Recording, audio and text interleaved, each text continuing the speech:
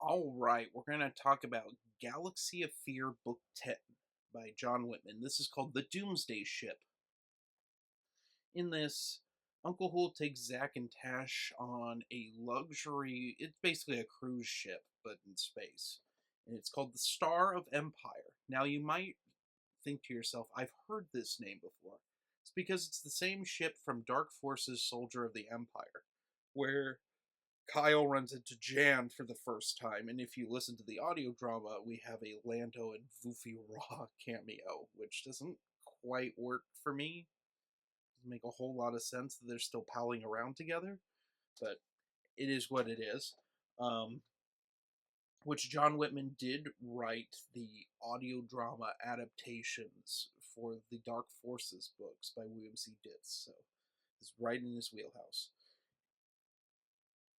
Anyway, um, so in this, an emergency is triggered, and like everyone leaves the ship except for Zack and Tash and Dash Rendar. Yes, Dash Rendar is in this because we got to get that Shadows of the Empire money flowing still. And it's only been a year since Shadows of the Empire was like the big Star Wars event of the year. So it's nice to have Dash here. Zack does not like Dash. Zack's kind of like sick of everything in this book. It's kind of frustrating. He just wants to play on computers and stuff. And the computer is not what it seems in this.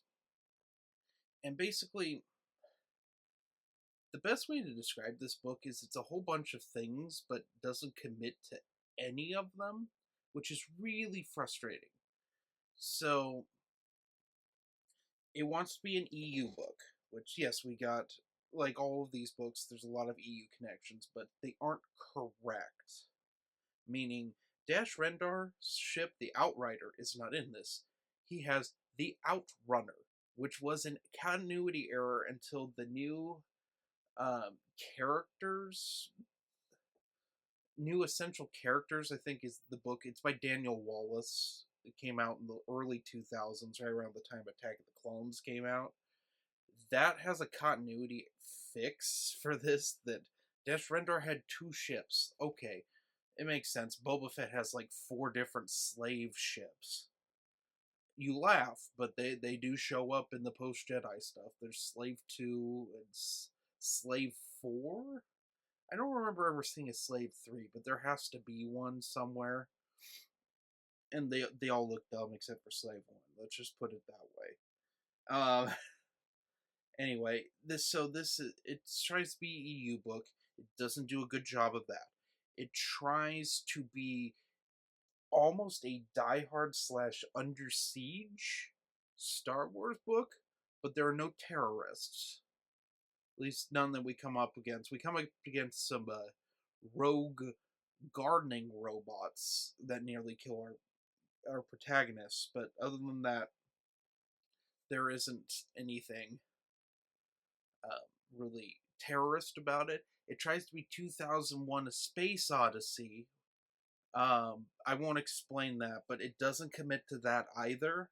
It doesn't commit to anything, and what this really stinks of. So I haven't really talked about the release schedule of Galaxy of Fear.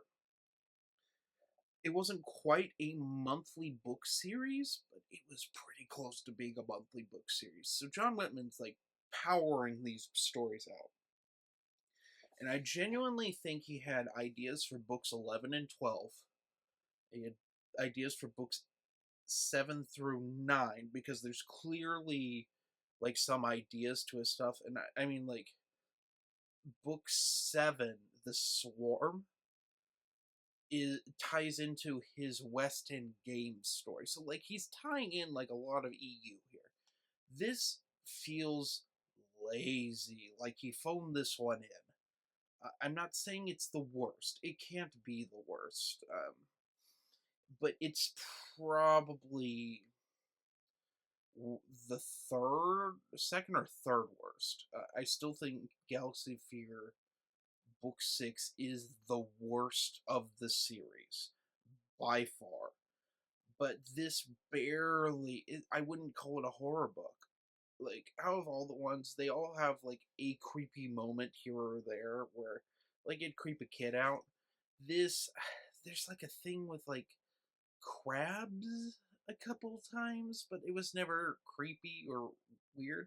In fact, one of them kind of was played for laughs, where Zach bites into like this pastry that's from a Moncal party, and it has little crabs in it because they want to eat live crabs because they're ocean creatures. So of course the pastries have live crabs. And why is Zach just eating random pastries? It's just weird.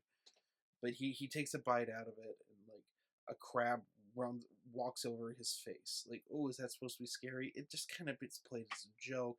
And there's like a little spider crab like droids when they're climbing up a hatch, and they end up like hurting people. That's, I guess, if you squint at it, like kind of creepy, but like we've done the bug thing like way too much at this point. Been a lot of bug horror. I'm still, the swarm was just all bug horror. So like I'm not feeling it this time around. Like that got all the gross bug stuff you could possibly want in a book, you know. So I don't know why we're going back down this route. And then John Whitman, he wanted the Star of Empire. He wanted Dash Rendar, which Dash Rendar's co-pilot not in this. The droid from Shadows of the Empire, he's not in this. Um, so it's just Dash. Dash is kind of like, that's kind of how I feel about Dash Rendar. There's a reason he's like underused. He's really 90s discount Han Solo. I'm not saying I hate Dash Rendar, but like you gotta do something interesting, like Shadow Games. That's a weird story, um, but it works, and it has Dash Rendar in it. This just made me want to just read Shadow Games and review that for you, but instead I read this, and I just, it wasn't for me. I just didn't care for it. Um, it's not, like I said, it's not the worst Galaxy of Fear book. I mean, Galaxy of Fear 6 is easily the worst one. That's like the most frustrating of all of these books. I will say that book one, I think, is a tad worse than this because that one just feels like super like we don't know what we're doing with this, but we're doing something. Whereas this has just felt tacked on. So I'm going to give it like a 3.8 out of 5. It's very mediocre, and I'm hoping the last two books are really good. So, anyway, have a nice day.